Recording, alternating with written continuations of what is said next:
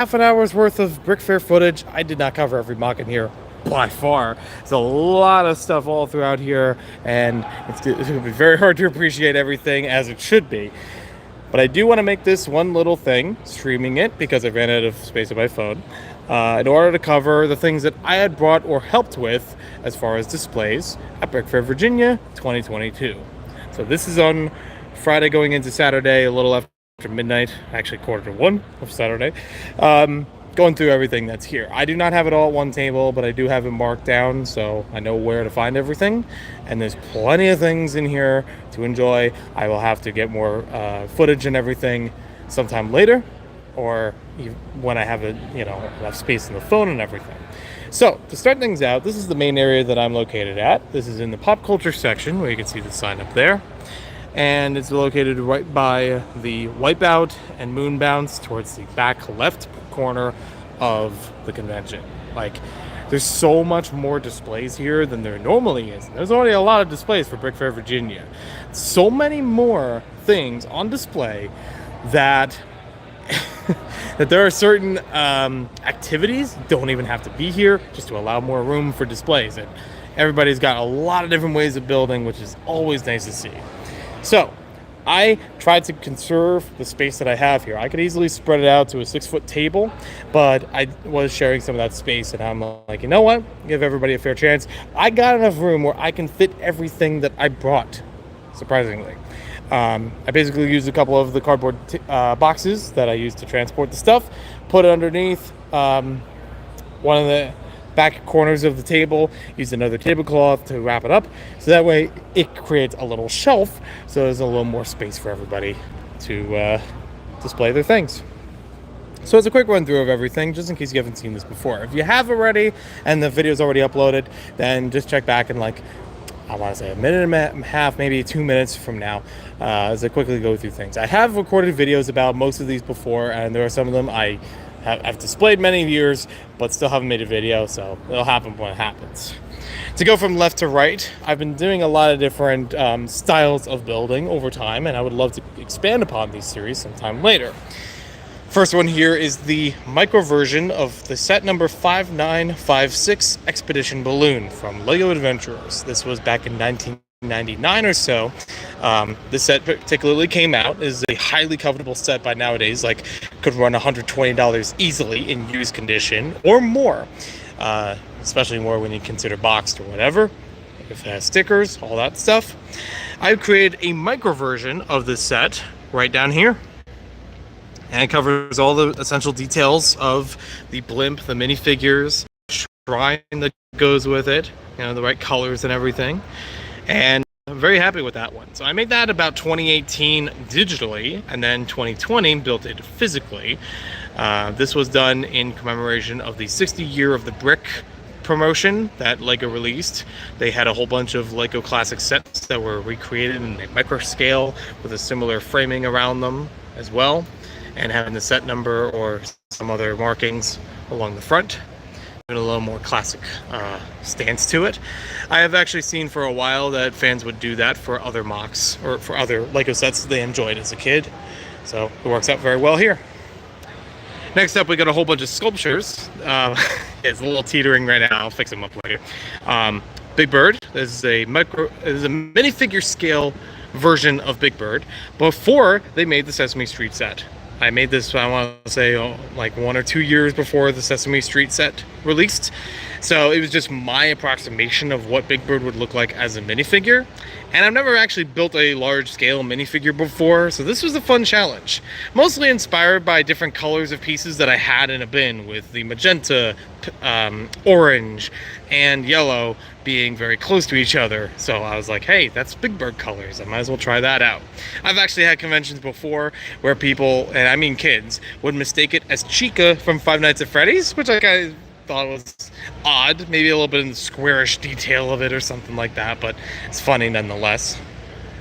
Next sculpture I have here is Bart Simpson. This is actually something I've wanted to do for a very long time, in building a Lego sculpture bust. I remember as a kid, I wanted to build specifically a Ben Franklin bust. For some reason, Ben Franklin, I'm not sure why, but I do remember building at least up to the ears. So it's like some of the chin, mouth area, and basically stopped after that.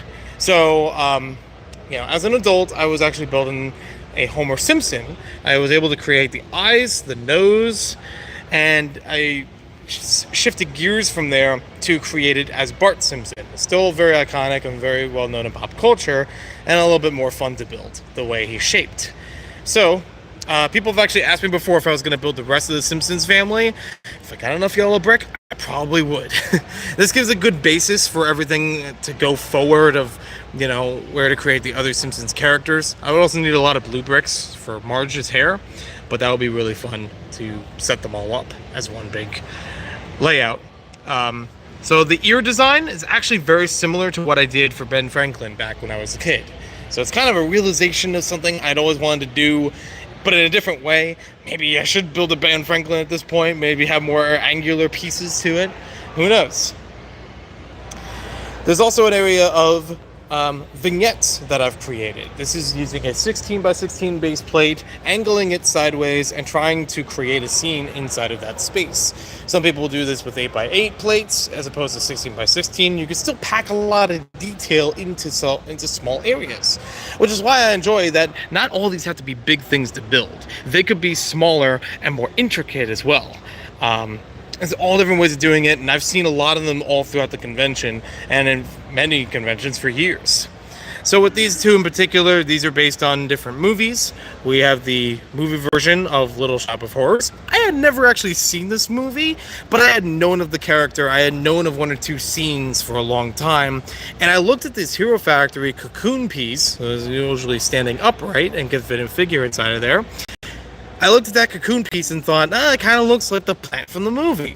So I did actually look through Google Images and finding different scenes from the movie, maybe even watching a little bit of the movie itself, just to get that kind of final scene look to it, because it's very big in that scene. The Harold, or not Harold Ramis, the, what's his name? I don't remember the actor's name. That's not the authentic figure for it, but something close to it. Something still capturing that nerdy essence that the film had in there.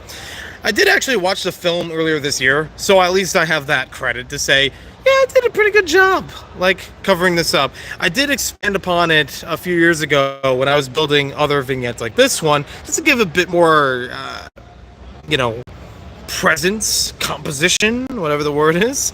So pretty much this brick layer upward, it was an addition, not a lot of detail added to it, but just to make it feel more full.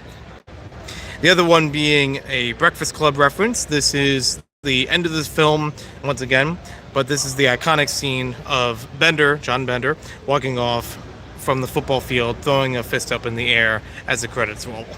Or at least I think it's iconic. I have a t-shirt with it on it, and I've seen it around in a couple other places. But I've also seen people who see this at a show and they're confused what movie it's based on, even if I have the cards here to explain it. Next up, we're going to go over to city stuff. I will talk about that in just a moment. For city stuff, we're talking about the baseball field and tennis court. For some reason, I wanted to make this it's similar to modular scale kind of buildings to incorporate with other areas. And I decided, we'll do it on 32 by 32 base plate. I already had a tennis field in mind, or tennis court in mind, on an 8 by 16 base plate, and just kind of grew it a bit further to make 2 full courts with minifigures included. And then the baseball field was a fun one where I went through a couple different designs, and I also wanted to use a lot of these robot arms to make that wrought iron look around the dugout, which turned out very well, except for when I transport it, because they do pop off every so often. But it was a fun one to put together nonetheless. All these figures all have champs on their torsos, which are from the Lego Pick-a-Brick, or Build a Minifigure section at the Lego store. Alright, now let's get back over to here. So Lego Snap was actually a system that they made, kind of branching off from Technic, and somewhat to compete with K'NEX at the time, which was growing as a building toy company, in the mid-90s. This was in 1998 to 1999 when they produced these kinds of pieces. One of the more obscure building systems from Lego. And I decided back in 2021, I wanted to try to build MOCs based off of this the system. I actually wanted to build one for every category of BrickFair, but that's a lot to ask for. So I built one just as a snail. And I have a friend of mine who does a lot of snail MOC building. So I thought, hey, I want to try to build one like that, and she loves it. It's fantastic. I would love to build more of them, and I just need to gather more parts for them, but they're not too expensive, luckily. It's just a matter of getting them in bulk. There's another vignette that's over here that's mostly saved for the adult night. If you've been on the channel for a long time, you already know why. There's this area that's also a large MOC that I've built in more recent years. This was in 2019 or so that I created the Lego PopUp Workshop. This was based on a real Lego store that was in Woodbridge, New Jersey in 2018 for the holiday season.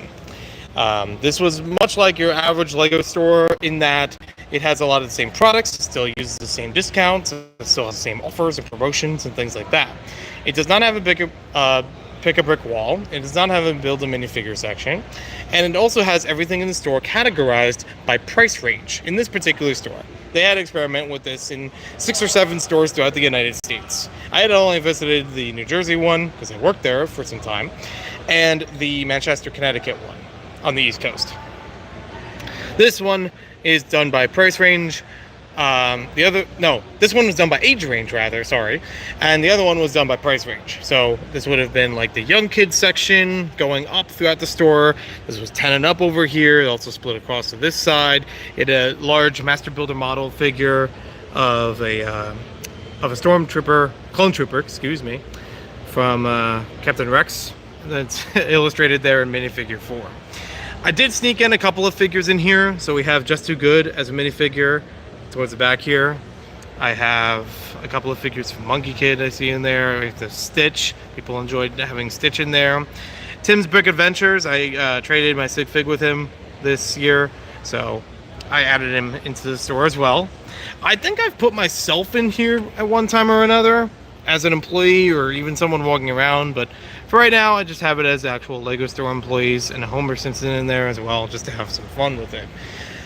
I haven't done it yet, but I've been meaning to put together a scrapbook from all the photos I had when working at the store to get a better feel of what the store looked like, just an accuracy kind of thing. Now let's see. Now for areas that I also have displays with or helped out with. So most of the main stuff is right here. That's fine. Quick thing right here. I added in the Classic Spaceman plush from my friend Ben's display of NeoClassic Spacemen. So using the ones from the recent years and even some older ones to build up this whole section. That's cool on its own, having the 3 figs in front. He's already got a couple cool MOCs in there, but I'm just highlighting for now that I had added the plush in there. It was one I had spare from Target, from the Target collection. Another highlight I want to add in, it's not something that I made, but I really, really enjoyed this. I thought that was a real, authentic wooden duck. And one of the classic Lego wooden ducks, or one of the classic Lego wooden models, I should say, as a wooden toy back in the 30s, that somebody bought.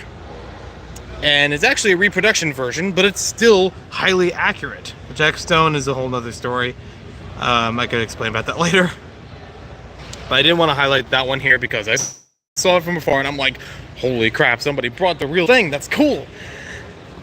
I also want to highlight this humongous display from another friend of mine, Seth, who only worked in this incrementally over the past year and now finally has a whole assembly together of Gotham City. It's incredible.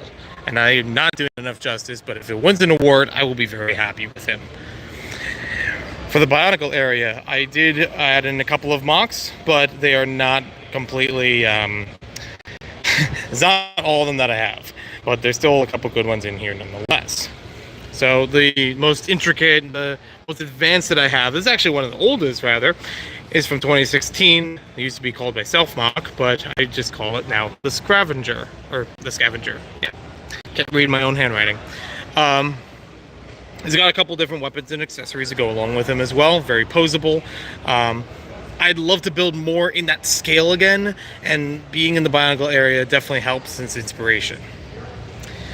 Then we have SpiderMan, or Fikumata as I call him. This is a brand new one that I've done for this year. I basically build one of the original Toa figures from Bionicle in a different color scheme, adding a couple different parts. Just a challenge that I have personally every year. So this is the challenge that I had for this year, building Spider-Man in that style. This was right before we had images of Spider-Man, Venom, and Miles Morales release online for the buildable figures, similar to Iron Man this year. Complete coincidence, because I built mine a day before those images came out. I kid you not. It's documented online. I teased about it before those images came out. So having it here is just remarkable. It's just really fun that way. I also saw someone earlier was illustrating something based off of it, so I was like, dude, you are awesome. So I built my sig fig the year before in 2021 as a Toa Mata figure. It's really fun trying to make all the jacket detail inside of here, and I decided to give myself some posable legs as well, just an added thing, you know, if I want to, you know, move around a bit more. I am kind of cheating with this Spider-Man having a newer piece to it, but I don't know, it's fine. I think it works for what it is, and having the pointed hands forward like that, you know, like the Spider-Man thwip is appropriate there too. Next up, we have a sea turtle. This was based on a Bionicle game called Legends of Matanui. So basically a small wildlife that I saw an image on Twitter, and I thought, hey, I could build that. It's got the right parts. I could put that together. It's very cute. One of the fewer creature builds that I've had, especially in recent years. This one is a classic, although I've actually recreated it about a year or so ago in 2021.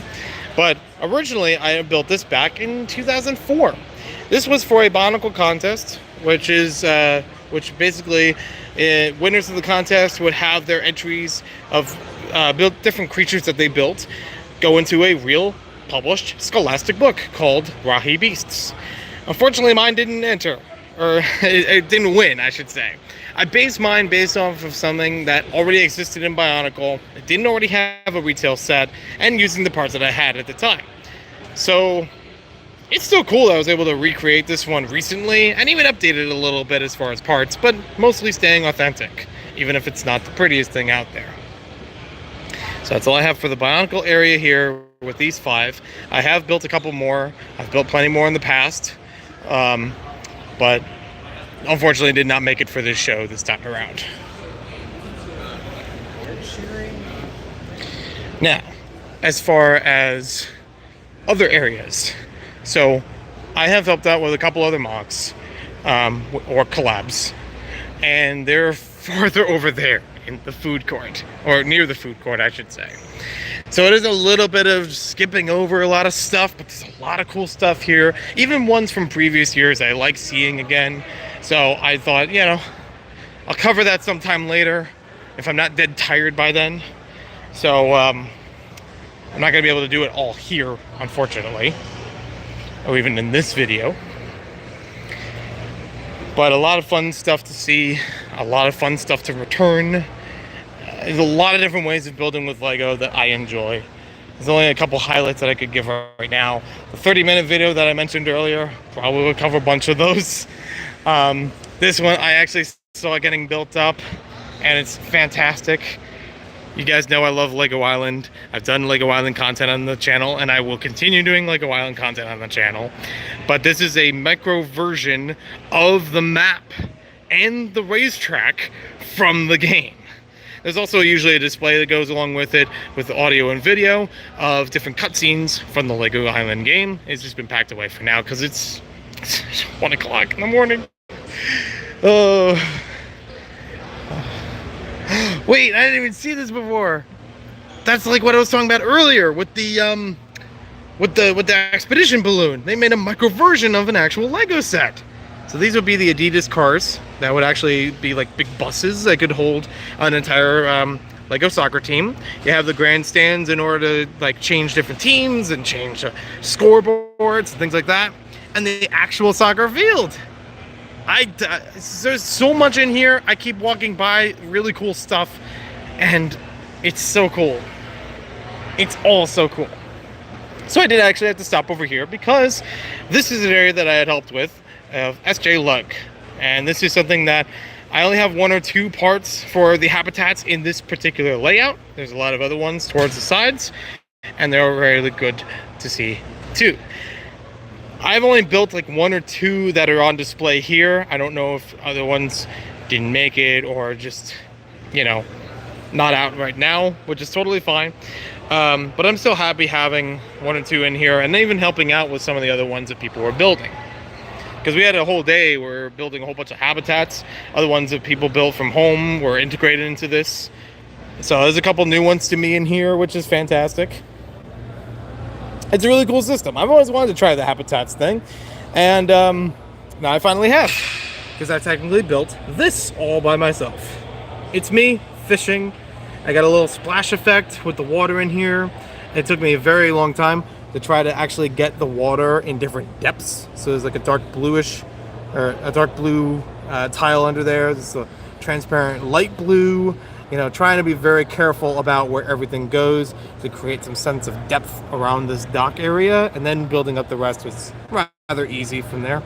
So that was a lot of fun putting that together. Some of the people had asked me for a little bit of help with 1 or 2 things as far as parts and everything. I helped add in the TV that goes with the Simpsons display there. I helped with the portals and the portal guns for the dual display here, which is really funny having the droids come in different ways and just how they're attached in there to make them look like they're flying through. This is really cool. All right. I don't remember any other ones that I particularly helped with and on how they were built. A lot of people did build their own stuff and it worked out really well. So I'm going to move on from here, and I'm going to head over to another area, also with SJ Lug, in which we collaborated and built a whole bunch of stuff to fit into one larger area. So this is an apartment complex right here that's inspired by Lego Towers, and a similar thing I've seen with other groups here and there, but it still looks really nice. So I had actually built one of the rooms that would go into this and could be swapped out at any time. This whole thing is built dollhouse style. We could literally just slide out any one of these apartments, put a new one in there. They're also done in a way that's very modular, so that you have all the windows and balconies lining up with each other, so they will appropriately, be in different direction or be in different spots, but still work with the whole building. The one that I had built, I had actually done a recording for a video about this because I was doing it kind of like a Lego Masters video, but didn't upload to YouTube yet, is this. I built this out of only Pick-a-Brick cup parts from Pick-a-Brick wall in Freehold, New Jersey, in the Lego store. It was a bit of a challenge because there was a lot of plates that I used with this, a lot of plates that I used for bricks in this, a couple of small ones like the coral pieces I just had to use to fill in some certain gaps here and there. But I already had the dimensions of what the apartments was supposed to be like, so it made it a lot easier in order to organize everything for that. There's no actual doors to it as well. Like I said, there's usually some doorway that's built into it, which is totally fine. It's kind of silly that I built a couple of windows, even though we don't have windows on that side, but I don't know, it still makes it look very cozy. Maybe I could come back in and revise that later. But for right now, it still covers the basics of what it needs. The only part that isn't nailed down to the whole structure is right here. This yellow slope piece is just sitting on top of there as a lampshade. I could have used a Technic half pin, but that wouldn't have been from the Pick-a-Brick wall, so I didn't count that. But either way, it is still a homely area where you could have minifigures wandering around. Very colorful, very like Wembo-esque, and having the white as the central theme to it. But it looks very nice. I'm very happy with how this all came together. I'm glad that it arrived safely. There was actually supposed to be an elevator in here, but I will have to do the mechanical work to make that happen, as we've discussed as a group. But yeah, it's got a lot of that Lego tower vibe, which I personally haven't played a lot of it recently, but I know a lot of people who do. Like adults play it quite a lot. So, you know, even things like the classic space area in here, you know, getting that framework. Got fireman area, got a Mario area. It's all really cool stuff to fill these out. Paradisa pink. I like that little kitchen. That little kitchen area is cool. So yeah, that's the idea there. Alright, I think that's all that I've personally done for the event, and I've already gone 25 minutes in.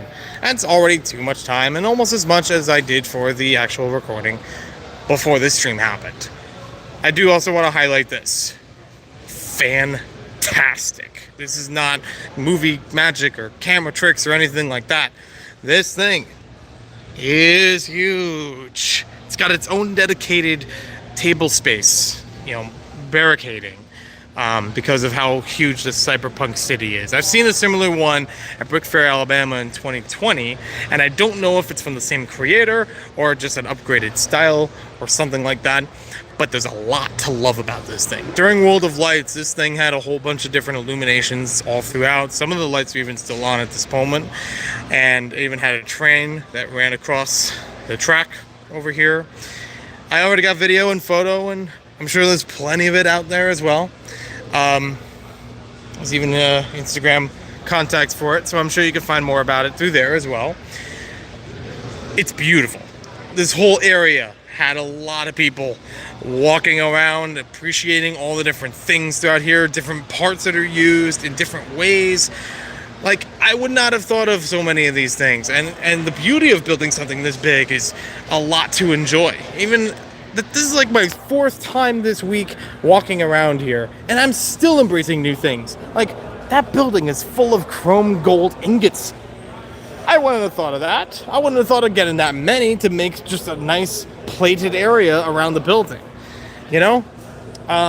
Or even the fact that this one is all made out of 2 pieces, octagonal 2 pieces put sideways. Sure, that works. It works very well. It reminds me of Ninjago City, which there is actually a Ninjago City right behind me in mock form. It reminds me of Ninjago City, the set, I should say, in which there's a lot that's packed in with taking up a, you know, sizable amount of space, but you can appreciate a lot of what's built in it.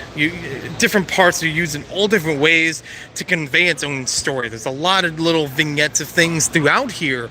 Little stories you can tell by the characters, how they're interacting with each other, the styles of their clothes, you know, all different kinds of stuff that happens throughout this model and other ones all throughout the event.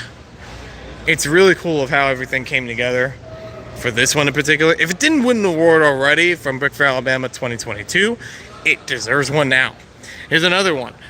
Storybook pieces from Disney Princess used as paneling on all these sides of this building in particular. It makes a nice clean look, and they're still interactive. You can still build things on top of them or inside of them.